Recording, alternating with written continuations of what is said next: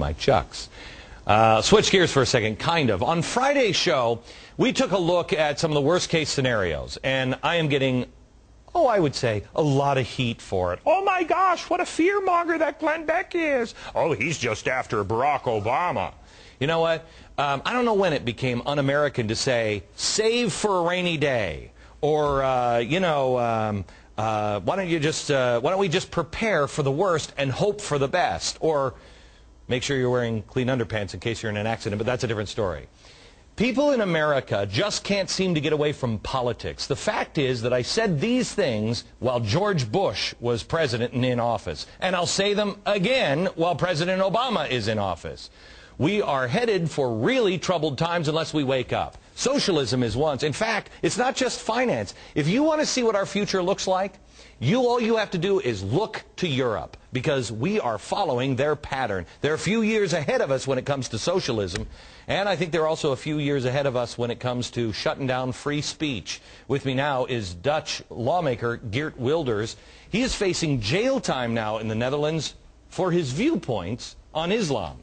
He has also just been barred from entering Great Britain to attend a screening of his new film. Good to see you again, sir. How are you? Good to see you, Glenn. Pleasure to be on your show. How surprised were you that you couldn't go into the United Kingdom? Well, I'm very surprised. I really thought that the United Kingdom was a democracy with freedom of speech high on the agenda. I was 1 month before, in December last year, a guest of the House of Lords preparing the visit and the showing of fitna, and nobody banned me at that time. And then a few days before I went to the United Kingdom, I got a letter delivered by the UK ambassador in The Hague saying that I would not be welcome because of my views on Islam and my short film Fitna.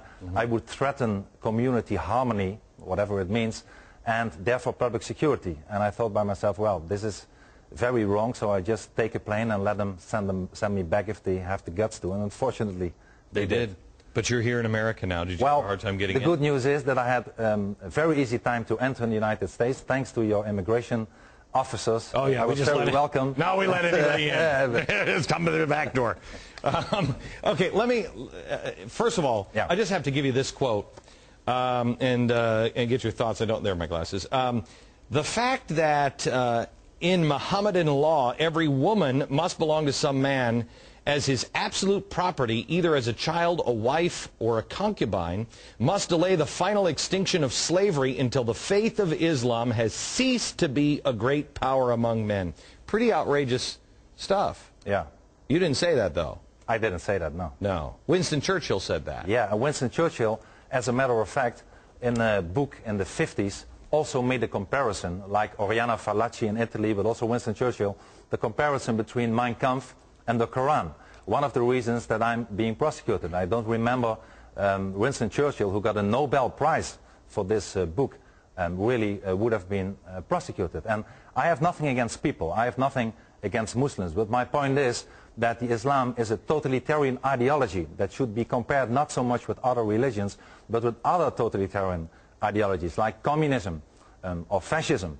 And if I would have been allowed to enter the United Kingdom, and I would have gone to the House of Lords, I would have reminded them to one of the giants of America who spoke there in 1982. This was President Reagan. And President Reagan in the House of Lords, while warning for communism, said that if history teaches us anything, it teaches us that self-delusion in the face of unpleasant facts is folly.